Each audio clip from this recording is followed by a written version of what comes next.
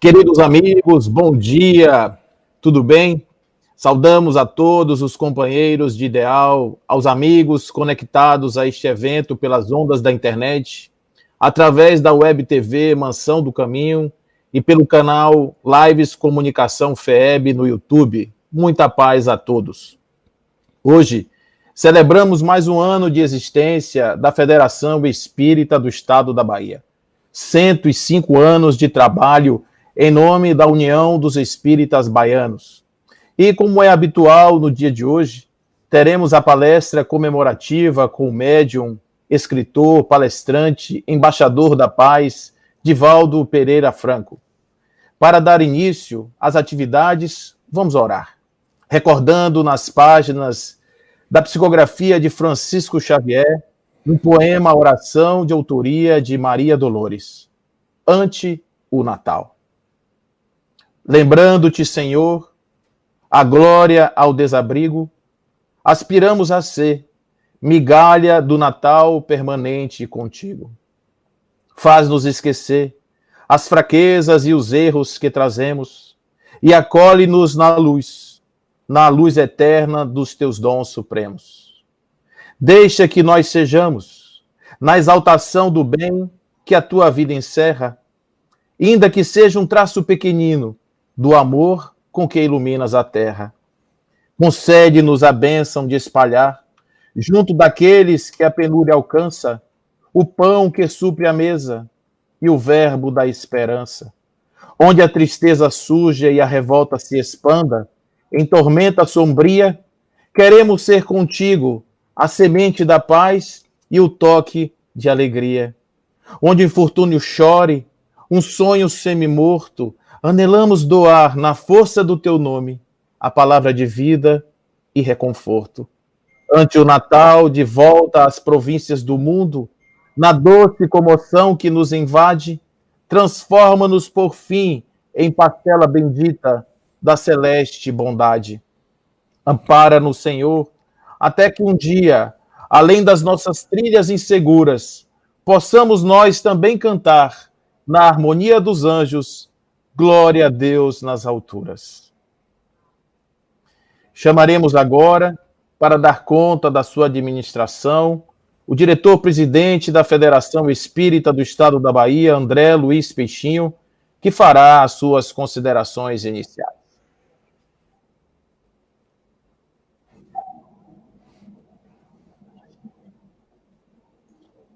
Caros companheiros de ideal, internautas que nesse momento nos assistem, caro companheiro Paulo de Tarso, Divaldo Franco, amigos da Federação, trabalhadores desse projeto de união dos espíritas, recordamos o Evangelho quando nos diz que devemos falar sobre a nossa gestão, a nossa administração.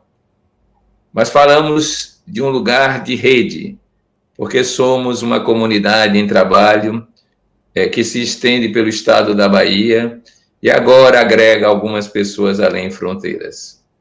E nós então recordamos que em janeiro já sabíamos pelo Conselho Federativo Estadual que seria o ano do Amai-vos e Instruí-vos, uma orientação espiritual desde os tempos de Kardec, que dedicaríamos, então, os nossos eventos a trabalhar essa temática, ainda que sobre a forma de fragmentos. Foi assim, aquele domingo último de janeiro, que nos reunimos, pensando na nossa primeira grande atividade, visitar os quase 750 centros espíritas da Bahia, de fevereiro a junho, através dos conselhos regionais e distritais. Mas não somente visitar, trabalhar a temática do amor sobre a forma de busca da orientação divina, da comunhão divina, na base da introspecção, da contemplação, da devoção, da ação criativa e caritativa em todas as dimensões possíveis. Daí a nossa noção de amorosidade poderia ser expressa na máxima riqueza. E assim começamos. Logo mais, em fevereiro, estávamos vivendo uma experiência comunitária entre os jovens, a 30ª Confraternização de Juventudes, mostrando que era possível retirar-se um pouco da situação mundana para experienciar a busca do transcendente, do Evangelho de Jesus em nossas vidas.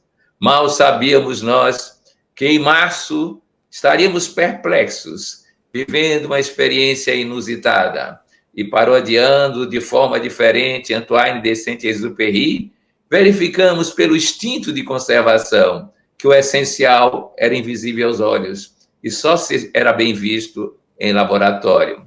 Havia chegado uma situação epidemiológica inusitada. Cessaram todas as nossas ações no impacto inicial, mas logo mais, inspirados talvez pelo poema de Castro Alves, O Século, dissemos: o quadro é negro, que os fracos recuem cheios de horror, mas a nós, herdeiros dos gracos, traz a desgraça valor. E logo, logo começamos a aprender palavras estrangeiras, StreamYard, YouTube, Zoom, Meet, Google, links, e essas palavras nos colocaram agora no mundo de virtudes virtuais, e as nuvens passaram a ser nossas companheiras de reflexão e de depósito dos nossos ensinos. Então, aquilo que era presencial se tornou virtual. Prosseguimos assim, levantando as nossas tarefas usuais para este ambiente mais alto, no caso das nuvens, e comunicando-nos com as várias populações para o qual nós ensejamos oportunidades de experienciar o educandário, o templo, o hóspice, sendo, de alguma sorte, ressuscitadas todas as atividades que podiam ter um cunho virtual. E aquilo que parecia, de início, uma reclusão negativa, se tornou uma comunhão de pessoas. Passamos a ter atividades nacionais na Federação Espírita Brasileira, semanalmente, mensais, na Comissão Regional Nordeste, na reunião dos presidentes, e locais, com os conselhos regionais e distritais, criando, assim, um impulso novo para aquilo que havia sido anunciado desde 2016, a Rede Espírita Federativa Estadual. Foi assim que geramos uma nova tecnologia GESUI e criamos repositórios de documentos para todos os setores da federação, que foram ampliados com novas formas de comunicação, novas formas de divulgação do Esperanto, de inclusão das figuras com surdos, de reativação do núcleo de arte, de criação de uma área de memória histórica. E, é claro, ambientes também foram trabalhados, ecológicos, para a senectude na arte de envelhecer e os tradicionais padrões de ensino, desenvolvimento da mediunidade, de trabalho infanto-juvenil, de família, de um modo geral. Veio o segundo grande desafio: como fazer os nossos encontros macro-regionais, que eram feitos em 10 regiões distintas do estado da Bahia, sempre presencialmente com os nossos trabalhadores. Transformamos as macros em super macros e com elas conseguimos exercitar-nos em 10 salas simultâneas, agregando mais de 3.000 trabalhadores para pensar algo fundamental. Se o paradigma espírita é capaz de superar o materialismo, o que é que ele pode fazer de contributo inovador na área de educação? Em outras palavras, como fazer o trabalho do ensino-aprendizagem do espiritismo espiriticamente, não somente com técnicas e metodologias laicas ou materialistas, mas com novidades que mostrassem que temos algo a oferecer ao mundo. E ficamos, de certa forma, enlevados com esses resultados que pretendemos trabalhar nos dias por vindouros. Logo mais, além dos seminários que continuamos a realizar e das palestras em lives na comunicação FEB, tínhamos o próximo desafio, o Encontro Estadual de Espiritismo. E ele vinha com uma noção muito clara de que precisávamos trazer para o planeta físico, a fisiosfera e a nossa civilização, aquelas lições do mundo espiritual que começavam com o nosso lar, com as histórias do céu e inferno, com os ensinos de Owen, do reverendo Owen, em um livro sobre o mundo espiritual na Inglaterra, com as memórias de um suicida e outros tantos livros de Ivone Pereira, com Otília Gonçalves e as suas mensagens do além, com Voltaire, Irmã Jacó. O que poderíamos aproveitar, traduzindo isso em outras palavras, trazer o nosso lar, ou a experiência espiritual, para a nossa instituição. Como aprender com o mundo espiritual e trazê-lo para cá. Foram lições e reflexões intensas, aprendizagens múltiplos, fazendo com que tenhamos cada vez mais uma tarefa árdua, significativa, de implantar na Terra, na civilização dos encarnados, aquilo que é a experiência do mundo espiritual. Mais adiante um pouco, começamos a trabalhar o senso de comunidade, como nos primeiros cristãos, desafiando-nos a perceber que algum dia poderemos ser um só pensamento e um só coração, e termos tudo em comum, e vivermos em oração, de modo que aqueles que sejam mais avançados, os apóstolos, possam traduzir para a nossa vida as possibilidades existenciais mais elevadas no contínuo interexistencial que nós vivemos. E agora, nesse último nosso evento, penúltimo evento, melhor dizendo, trazemos a lembrança dos pioneiros, aquelas criaturas cujos sobrenomes Sena, Mafra, Leite, fizeram os primeiros tempos do movimento da União dos Espíritas, sob a égide da União Espírita Baiana, hoje Federação Espírita do Estado da Bahia. Já se foram 105 anos de história, que há uma continuidade, há um crescendo. Hoje somos uma rede que se estende pelo estado da Bahia. Somos mais que 2 sedes históricas trabalhando sobre a forma de ações de centro e de laboratório de experimentos evolutivos. Hoje nós temos condições de falar em autoconhecimento e evolução através de cursos para todo o estado da Bahia. Hoje nos agregamos dessa forma. Quantas histórias, quantas narrativas poderíamos trazer para lembrar esses tempos pioneiros, quiçá heróicos, onde o espiritismo era mal visto, perseguido, e nem de longe tinha aceitação da atualidade. E para fazer isto, para trazer de volta a essência do pensamento de um Pititinga, que nos dizia que estava criando um templo do amor fraternal para consagrá-lo a Jesus, nada melhor do que trazer uma estafeta. Uma estafeta, sim, palavra que talvez não seja tão conhecida. Alguém que funciona como correio e que pode nos trazer notícias de José, às vezes de Manuel, o Batista, Manuel, o Viana, pode nos trazer notícias de Otília, pode nos trazer notícias de um outro José, em suma, de figuras presentes em interexistenciais, principalmente de Amélia, de Joana, de Vitor Maria. Esse estafeta, descobrimos ou recordamos, graças à ação de um amigo, que também recebe cartas, e recebeu uma delas há 70 anos. E nessa carta, há 70 anos, um Francisco Mineiro trazia notícias do além e lhe dizia que era importante continuar porque estamos a pleno caminho da redenção. E que a escola, o abrigo, o templo da fé, a casa de trabalho, a assistência aos sofredores, o asilo aos inválidos, para a luta física e a proteção às criancinhas, ao sol do Evangelho, são faces desse grande trabalho que não podemos esquecer. E isto é avançar em a execução dos divinos propósitos em nosso dever de cada dia. E ele esperava que todos os irmãos se mantivessem apostos. E nesse propósito, formulava à época ao jovem também estafeta, para que nos unisse cada vez mais na obra cristã que o Espiritismo nos descerra. E dizia-lhe que eu abraçava com muito carinho o velho companheiro.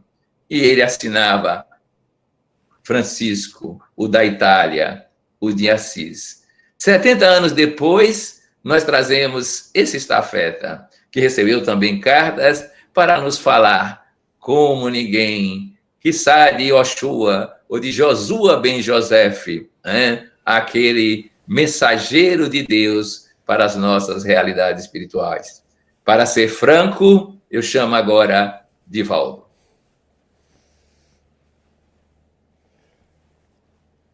Senhoras e senhores, queridas irmãs, queridos irmãos espíritas, caras amigas e amigos que nos acompanham através da Web TV Mansão do Caminho e de outros órgãos da comunicação social, neste dia tão significativo do nascimento de Jesus e do aniversário da Federação Espírita do Estado da Bahia, iniciamos formulando votos de muita paz para todos nós.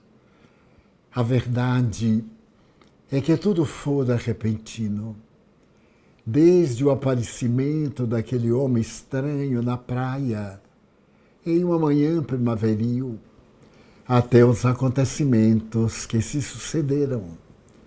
Se fora possível evocar tudo aquilo que era uma grande surpresa ainda para os corações, dificilmente se poderia fazer um recordatório rico de detalhes. Todos estavam na praia, como sempre.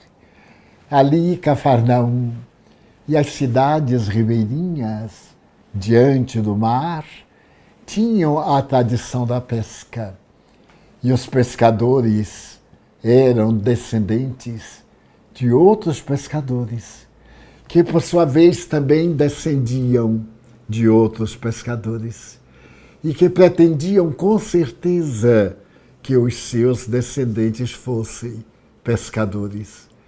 É provável que Simão Bar Jonas, um homem de 40 e poucos anos, forte, de estatura regular, de bíceps bem dilatados, a testa queimada, o cabelo esvoando ao vento, não pudesse ter ideia do que ia acontecer.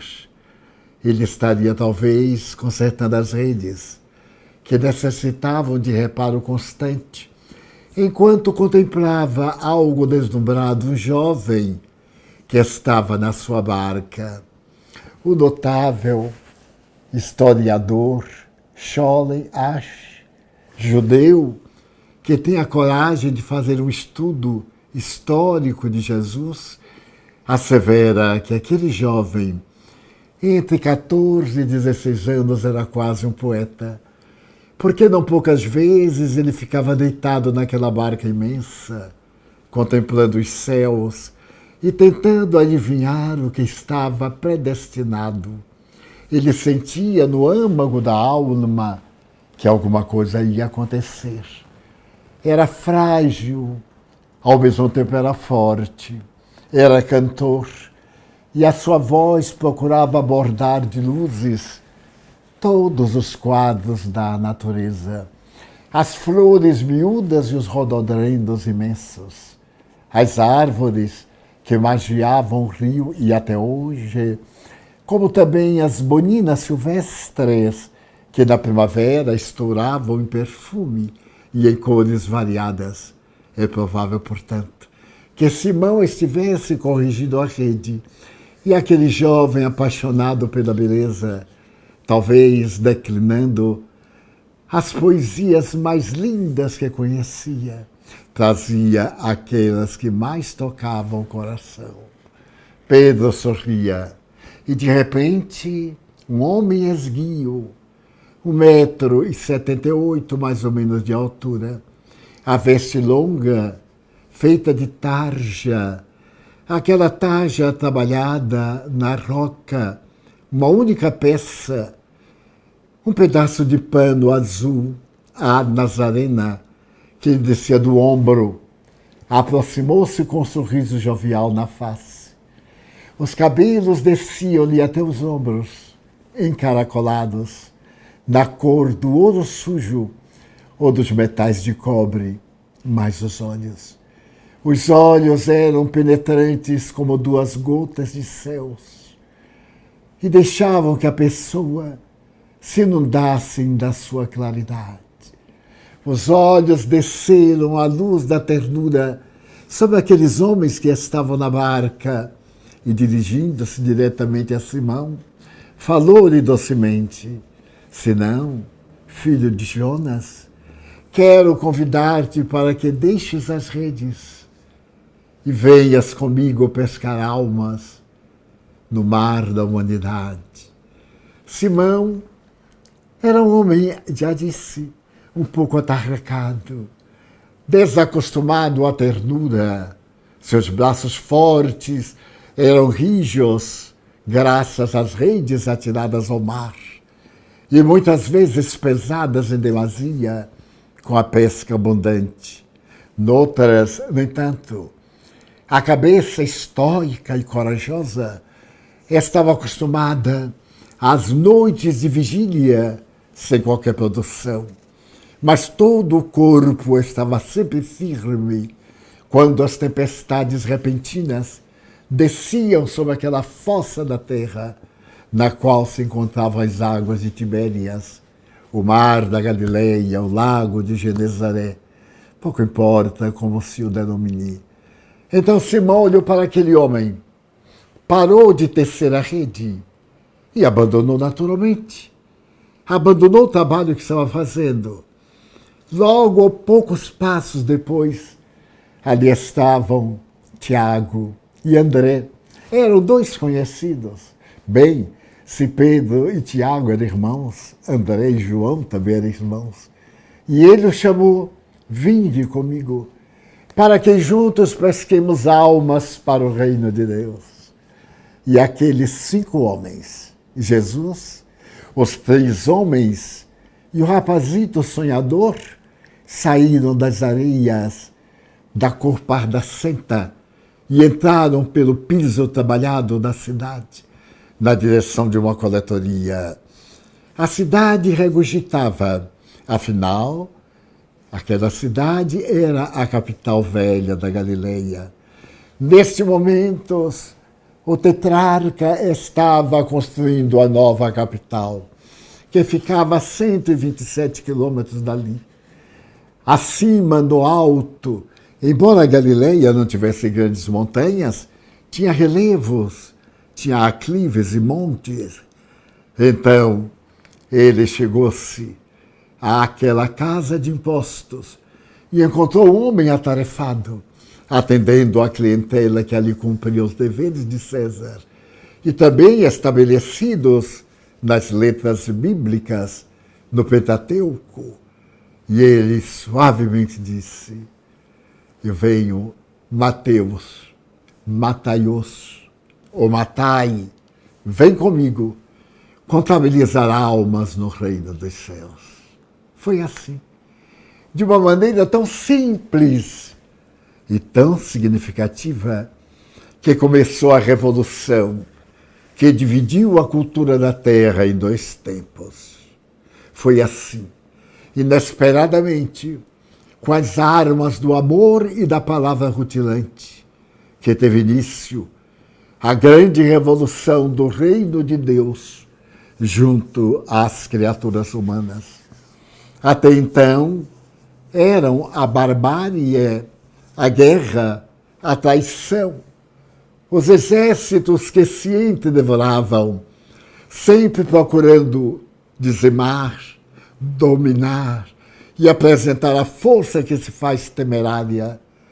Mas os reinos que fundavam essas revoluções logo eram massacrados e destruídos por outros governantes, por outros triunfadores, por outros adversários igualmente impiedosos, que se acercavam e que deixavam as marcas do sangue, da viuvez, da orfandade em toda parte.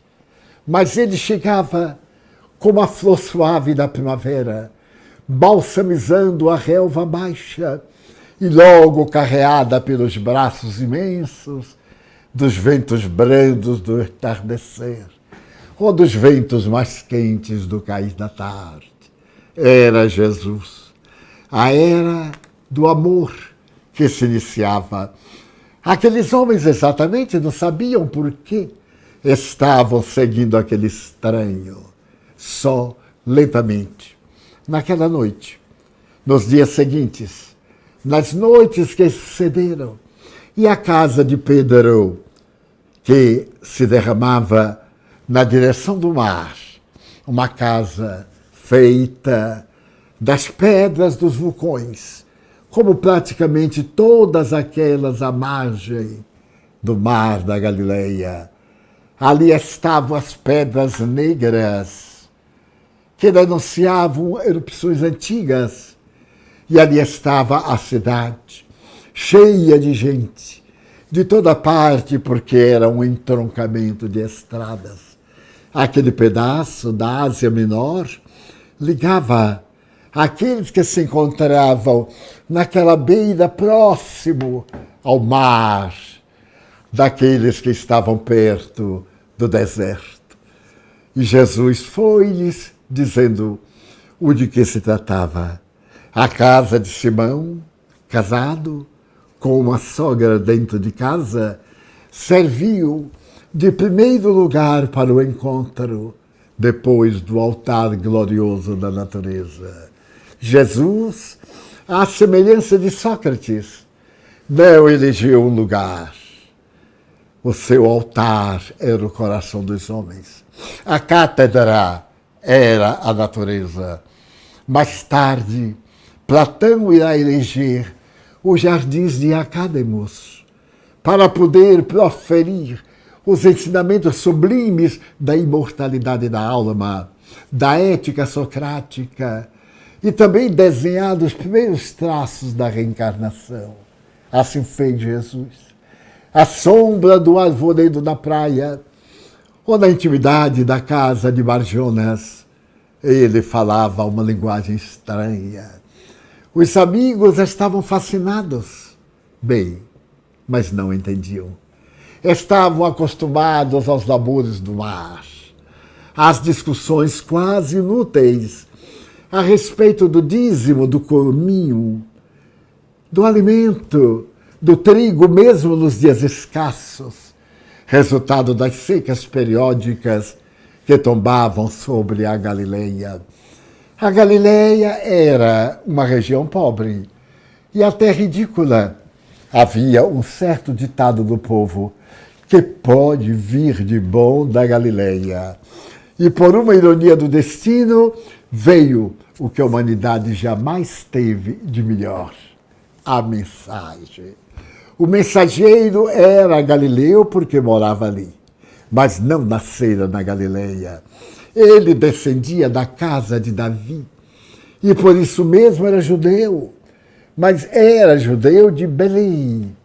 Nascera numa gruta, uma gruta de branco calcário, na qual os rebanhos dormiam, naquela região de muitas outras grutas, onde se inicia a cadeia de montanhas do terrível deserto da Judeia. Eles realmente não sabiam, mas o acompanhavam. Cada dia eram surpreendidos por uma coisa. Sabiam que ele era filho de um carpinteiro, que vivia em Nazaré, que descera da montanha para a praia, que não era compreendido pelos seus irmãos. É claro, ele tinha irmãos por parte do pai, que já idoso, segundo os dados escriturísticos, casara com a jovem Maria e trouxera alguns irmãos que não simpatizavam com ele. São naturais essas questões em casais de tal natureza, mas não naturalmente gostavam dele porque ele era muito superior. E é comum quantas vezes os batráquios invejarem as estrelas, porque não podem brilhar quanto elas. E desta forma eram-lhe fiéis, porque ele irradiava uma perene luz que penetrava o ádito do coração e que não parecia apagar-se nunca. única. Jesus era incomparável. Quem o via nunca mais seria o mesmo. Havia uma transformação radical. Ou o amavam ou o detestavam. Talvez alguns ficassem diferentes, com uma certa animosidade, porque ele pairava acima das questiúnculas miseráveis, como escreveu Plínio Salgado na sua Vida de Jesus.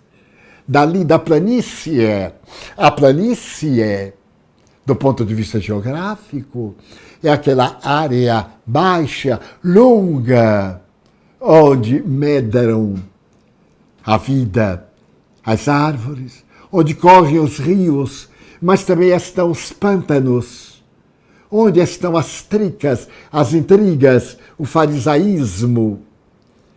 Mas ele também várias vezes subiu ao planalto de Galaad, aquela montanha soberana que parece um guarda de pedras defendendo Israel dos estrangeiros. Mas desta vez foi diferente.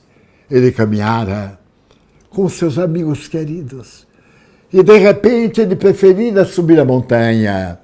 Estava na cordilheira e o monte era desafiador.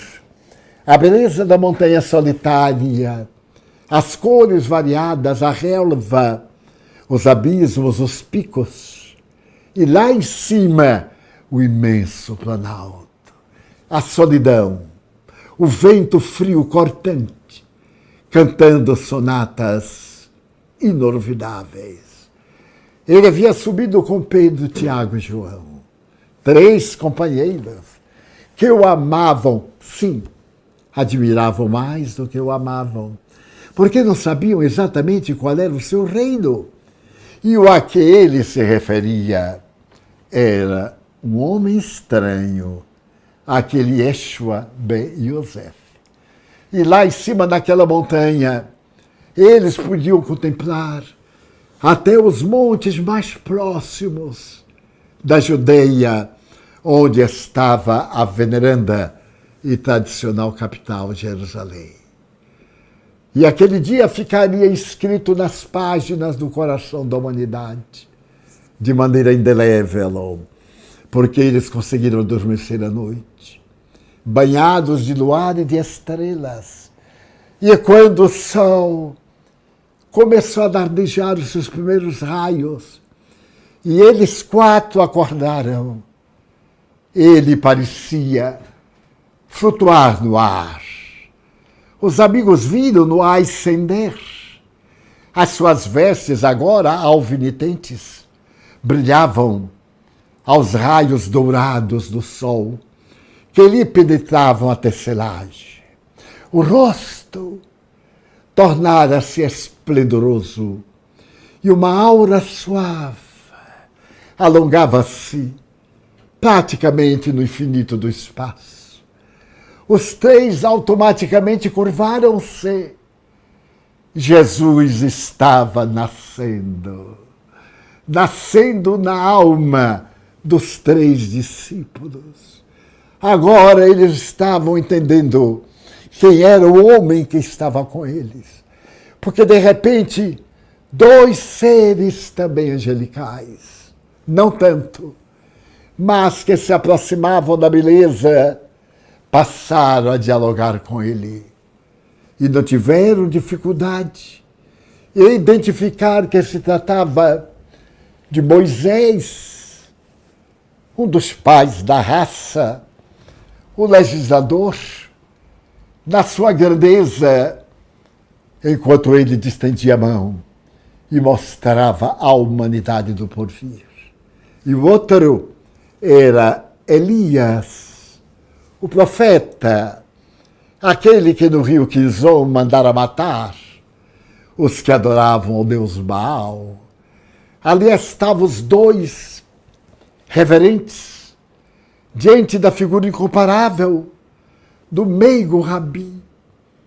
Eles estavam deslumbrados e ficaram ainda mais quando perceberam que dos 3, Jesus era o maior. O seu esplendor excedia e a sua beleza penetrava-os, a ponto de fazerem derramar lágrimas de desconhecidas emoções. E quando ele pareceu descer ao nível de humanidade, Pedro curvou-se. Humildemente, Jesus havia nascido agora no seu coração. Agora ele sabia quem era o homem que viera de Nazaré. João estava deslumbrado. O rapazito pulcro e sonhador provavelmente olhou os céus, a natureza imensa que se desdobrava verdejante lá embaixo, e o mar parecia um pedaço de espelho refletindo os céus, e as nuvens gárrulas que o vento carreava de um para o outro lado. E Tiago, venerando, fiel à lei, reflexionava seriamente olhando para Jesus. Este foi o dia que Jesus nasceu para aqueles 3 homens, com certeza. Ele já estava nascido no corpo, mas foi naquele momento que ele nasceu, da mensagem gloriosa. Foi naquele momento que ele impregnou aquelas almas de vida, porque nasce-se e se renasce a cada momento. E Pedro perguntou, e agora? Que queres que façamos? E a doce voz, como se fosse o canto de um irapuru na floresta, desçamos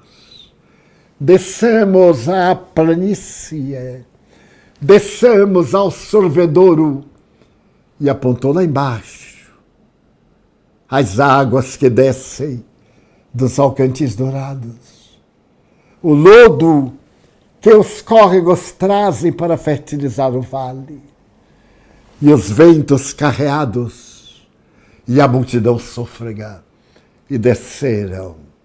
Mal chegaram ao platô embaixo, mal pisaram o lugar dos homens e das suas lutas, das suas necessidades e angústias, e um homem veio choroso e se lhe atirou aos pés. Senhor, apiada-te do meu filho. Vê, um espírito mau toma-o e o faz convulsionar até babar sangue. O rapazito caiu convulsionando, gemendo, os dentes mordendo a língua, a baba branca, espumante, no canto dos lábios. E o homem continuava, ninguém consegue afastar dos espíritos maus. Nem os teus discípulos conseguiram. É que Jesus estava nascendo naquele momento para aquele homem. Jesus era nascido, mas não havia ainda chegado àquele coração. É assim que ele chega, que ele nasce na alma de cada um de nós. E o mestre aproxima-se do homem. O rapazinho treme e o pai chora. E diz, vê, Senhor. E o mestre se abaixa. Vê o olhar esgazeado. As pálpebras enrijecidas, arroxeadas. Os dentes cravados. A palidez mortal. Espírito imundo, eu te ordeno em nome de meu Pai, sai dele. O rapaz tem uma convulsão. Abre os olhos. Escorre-lhe ainda a baba, mas os olhos agora estão serenos. Parecem 2 gotas de lágrimas. Os lábios feridos pelos dentes pontiagudos. E ele sorri e olha para Jesus. que está nascendo no seu coração. Distende a mão. E Jesus diz: agora vai com teu pai. Os dois olham-no. Ele acabava de nascer. Naquelas duas vidas que a partir daquele momento iriam dar notícias do nascimento do homem especial. Eles se foram. A multidão aumenta e desfaz. E os discípulos estão encabulados. Então Natanael aproxima-se e diz: Senhor, por que tu conseguiste e nós não? Natanael, para esta classe de espíritos são necessários jejum e oração. Há um estacato para esta classe. Então, os há de outras classes. Allan Kardec mais tarde apresentará a classificação dos espíritos, desde os primitivos até os arcanjos, as potestades. Quantas vezes estamos diante de espíritos que fingem sabedoria e são zombeteiros, e de outros que consideramos modestos e são sábios. E eles variam na classe da evolução. E agora, Jesus nascia também diante de Natanael, que eu não conhecia. Sabia que ele era um homem de milagres. Havia milagres em Galileia, alguns verdadeiros, outros falsos. E eles temiam que Jesus fosse também um desses que aparecem para ludibriar o povo, ou talvez para criar seitas. Havia em Jesus uma postura majestosa. Ele não se podia confundir com os aventureiros e os mistificadores. Havia uma dignidade que transparecia nos mais mínimos gestos. Foi assim que ele nasceu para os companheiros mais próximos. E quando ele terá nascido? Bem, sabemos que por volta de 29, 30 anos passados, ele nascera numa gruta. A tradição escreveu que não havia lugar para ele em Belém. E Maria, na sua gestação, já sentindo as dores do parto, recorre com seu marido a uma pequena furna, chamam manjedoura porque ali alimentavam também os animais. Colocavam capim na baia, colocavam repouso, e ela, não podendo caminhar muito, encostou-se numa daquelas baias de alimentação do animal, e a terra tremeu ao cântico dos anjos. Glória a Deus nas alturas, paz na terra, boa vontade para com os homens. Até hoje ainda não adquirimos essa boa vontade. Mas nos céus, Júpiter e Saturno, os dois planetas, conseguiram praticamente um milagre.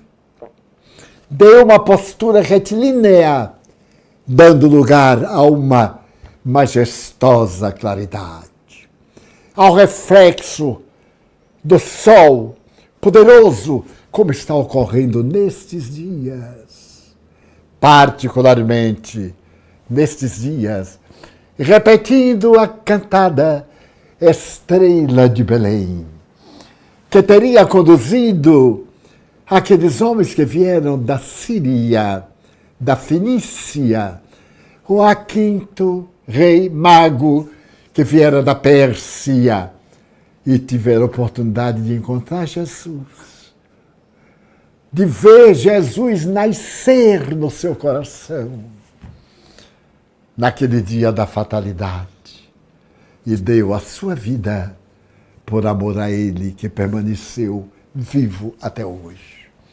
Então sabemos sim da data em que ele nasceu, mas em verdade quando ele nasceu. Para Maria, a jovem Miriam de Migdol, quando ela estava no fosso, no poço, na miséria, e numa madrugada em que o mendigo lhe foi dizer que o encontrara, ela, aturdida, tomou o barco em Magdala e atravessou quase 10 quilômetros de mar até Cafarnaum.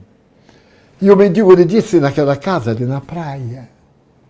E ela, que é a representação da nossa degradação interior, carregada da lama do conflito, asfixiada na angústia, estigmatizada pela sede do amor, ela bateu a porta que se abriu. Era uma porta que dava para o mar.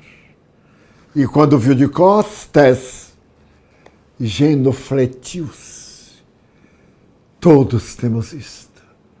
Diante das grandes almas, dos Mahatmas e dos santos, dos místicos e dos sábios, quando não dobramos o corpo, dobramos a alma.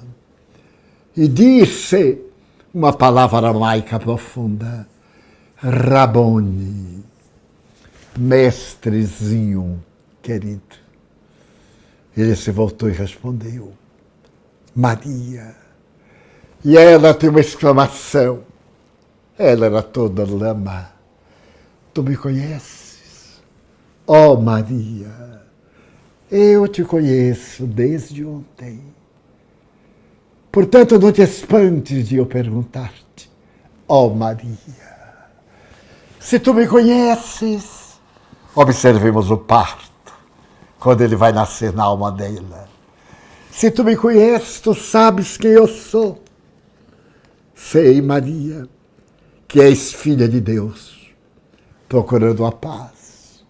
E se tu queres a paz, cuida dos teus filhos. Ó Senhor, eu tenho varado o ventre 1000 vezes e nunca me tornei mãe. Que será de mim que eu não tenho filhos? Maria, quem tem os filhos da carne cumprem com o dever. Mas quem os não tem, celebram a maternidade sublime.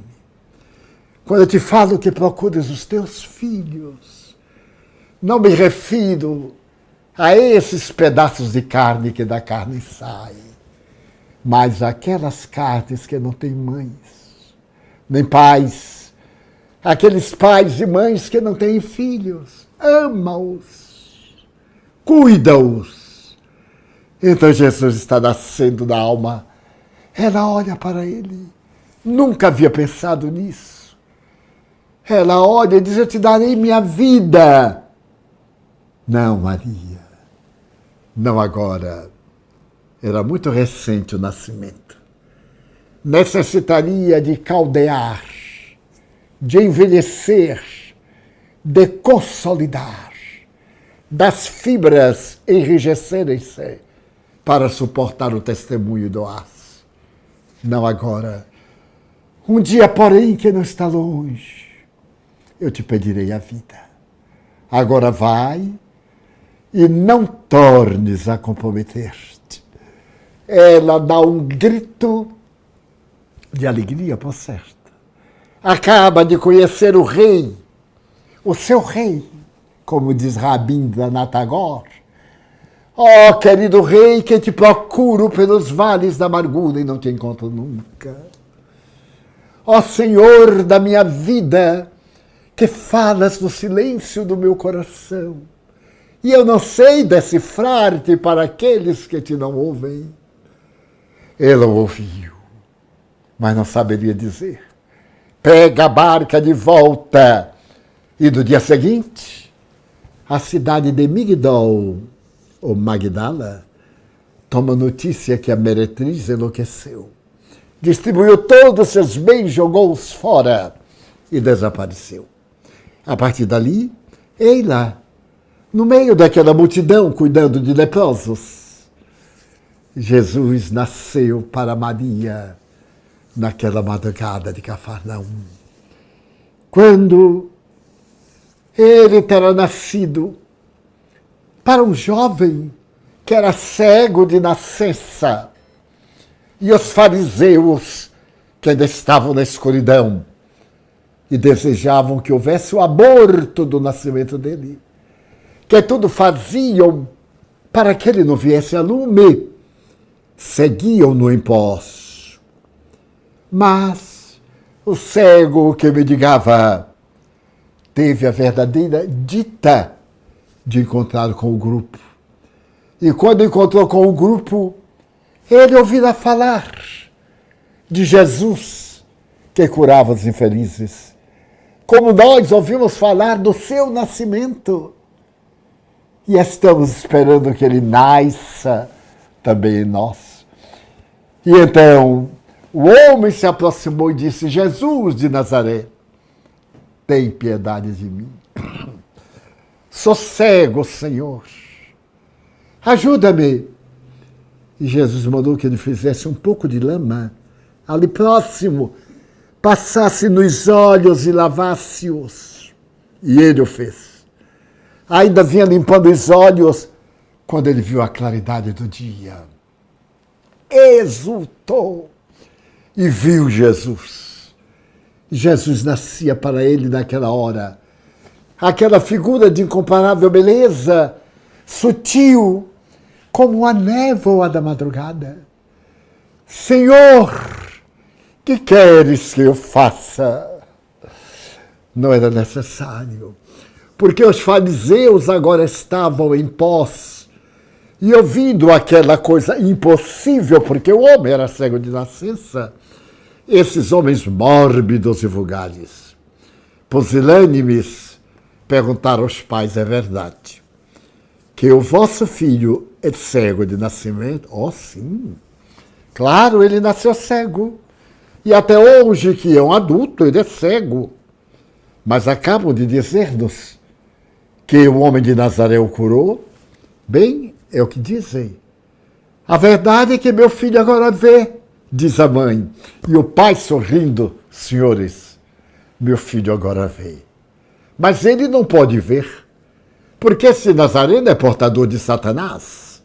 E Satanás não pode fazer nada. Os pais se atemorizaram. Desejamos que repitais: ele era cego de nascença. Os pais temerosos, como no mundo a injúria, a pusilanimidade, a covardia tem força para os iguais. Para os iguais. Os pais eram covardes. E disseram: bom, ele já é adulto, perguntem-lhe. E foram perguntar-lhe: é verdade que tu eras cego? Oh, sim. Mas tu não sabes que isto é um crime? O que me importa? Eu era cego. E ele te curou? Sim, ele me curou. Mas ele tem o espírito de Satanás? Bem, quero dizer uma coisa. Se é Satanás, ele me curou. Porque a verdade, eu era cego. E agora eu vejo. Ele acabava de ver Jesus nascer. Nada podia dissuadi-lo, porque não há duas verdades.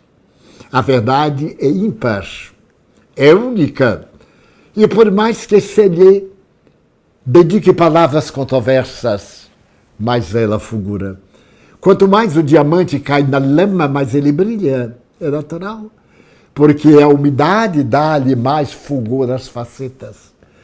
E este homem teve Jesus nascido e cantou a sua glória por toda parte.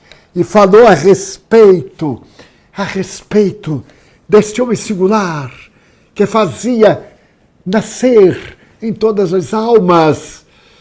E os anos se passaram.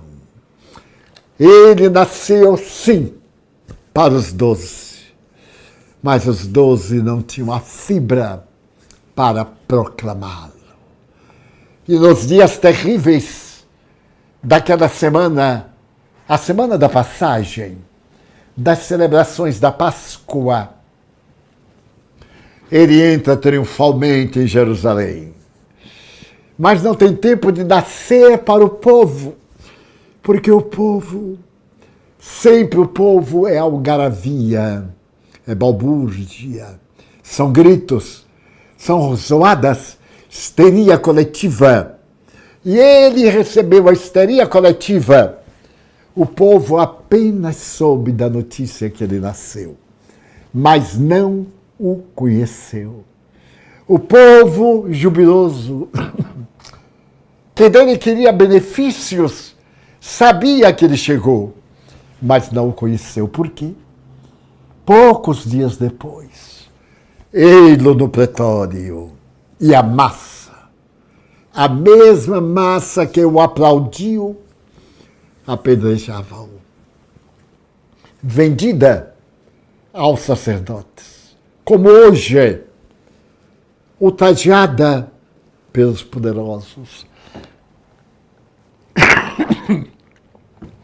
Nesse terrível afã das paixões e misérias humanas, em Gadara, trocaram-no pelos porcos. Em Jerusalém, pelas ameaças farisaicas. E então, Pilatos, o homem que vai fazer o parto, está ali, diante dele nascendo, e o vê, mas é um covarde. É muito difícil ter coragem de dizer, eu vi, eu sei, eu sou. Os 3 eus. Ele disse 7. Eu sou a porta, eu sou a luz do mundo, eu sou o caminho, eu sou a verdade, eu sou a vida. Mas nem todos temos a coragem de repetir os 7, eu sou. Muito bem, Pilatos estava na dúvida. Ele estava vendo o nascimento, mas ele tinha medo.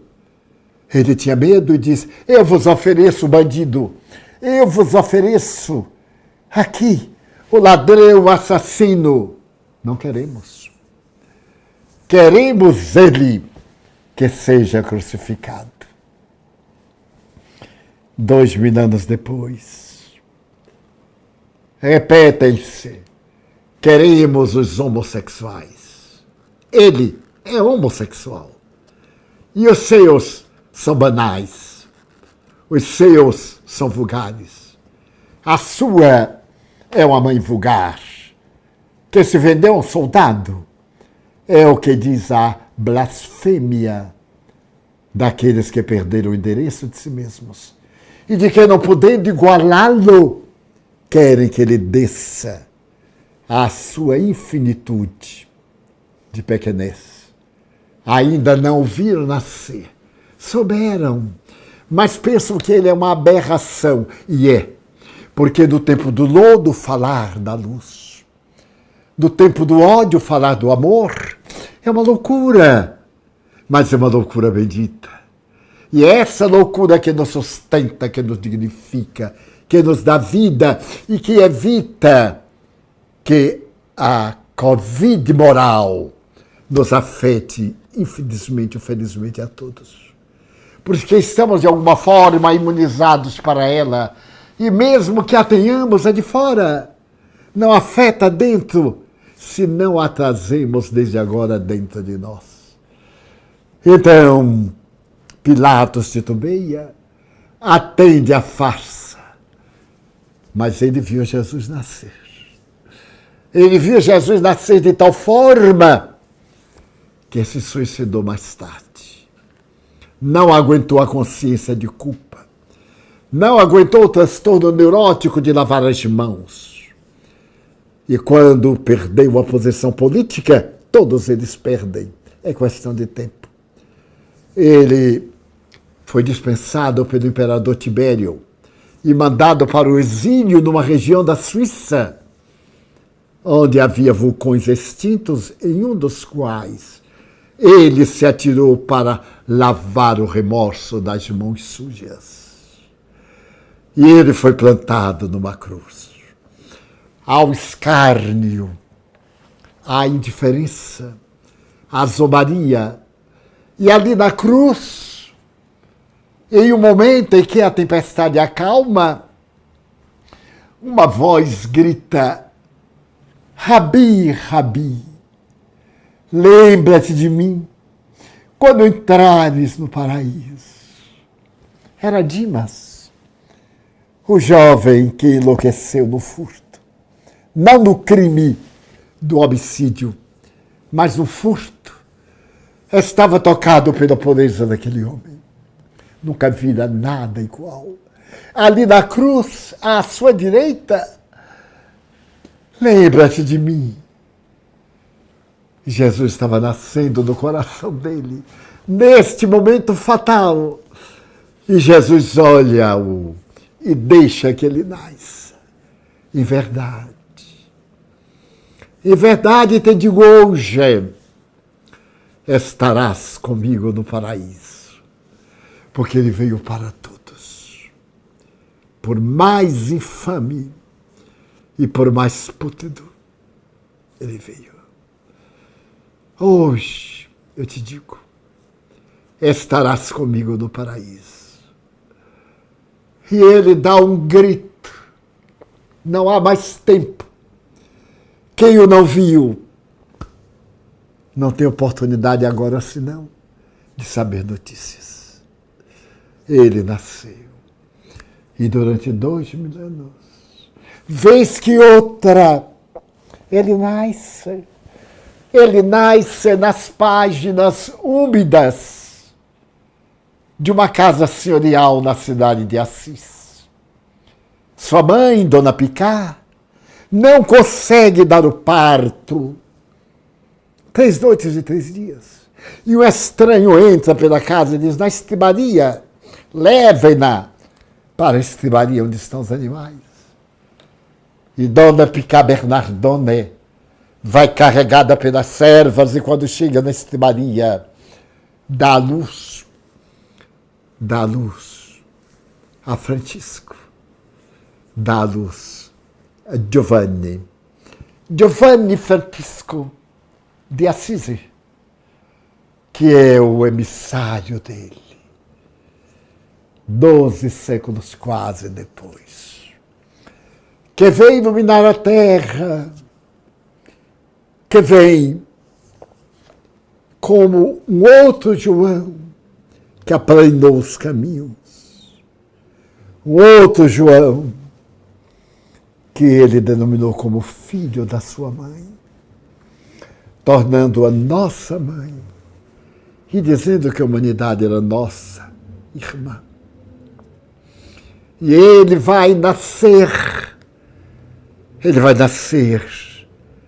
a 18 de abril de 1857, entre 10 e 11 horas da manhã em Paris, quando na vitrine de Monsieur Danty, sobre o veludo verde, na librairie, aparece o livro dos Espíritos. Qual o ser mais nobre, mais importante, que nos serve de modelo e guia? Pergunta Allan Kardec aos anjos celestiais. E a resposta: Jesus. Então ele agora começa a renascer. E está renascendo através da doutrina espírita. Está renascendo em toda parte. E eu me reservo o direito de lhe perguntar: ele já nasceu no seu coração? De fato, ele está nascendo na sua alma? Você sente a gestação de uma era nova na sua vida, nesse momento grave? Você se apercebe que algo está no ar. Allan Kardec disse: o Espiritismo está no ar. Os Espíritos, a verdade. Você já se permitiu auscultar, escutar essa doce voz que está gritando: vinde a mim, todos vós que sofreis, que tendes angústias, tomai sobre vós o meu fardo e recebei o meu jugo. Vinde comigo, leve meu fardo, suave meu jugo. Eu vos aliviarei. Há alguns anos, ele começou a nascer no meu coração. O parto está no momento final. Na hora em que eu estiver voltando, ele terminou de nascer. E eu levarei a memória comigo. Ainda lhe ouço o vagido, ainda lhe ouço o choro no ventre da humanidade, que chora, que o aguarda e que não prepara o lugar para ele. Então me permita, hoje, evocando aquele Natal, deixe que ele nasça, ou renasça, porque é provável que haja nascido algum dia e ficou à margem. Então deixe-o renascer na lembrança, no carinho, na ação dentro do seu coração. Deixe-o renascer e abrace-o ternamente, agradecendo-lhe. Você está hoje encarnado para poder sentir o nascimento dele, mas se ele já nasceu, não se entibie nem se envergonhe de dizê-lo, de afirmar que ele nasceu e que todos podem ver-lhe as pegadas dos seus pés e todos podem ouvi-lo no murmúrio das suas queixas, nas lágrimas dos seus silêncios, nas palavras não ditas, do que lhe vai na alma e você vai morrer com os lábios selados para elas. Jesus, que neste Natal ele possa realmente ficar conosco por todos os anos novos que virão. E a amada Federação Espírita do Estado da Bahia, em cujo solo de amor ele nasceu e se vem propagando por toda parte os votos de que ele entronize seu coração no coração das massas que o ouvem, para que haja paz na terra e boa vontade para com os homens. Muito obrigado.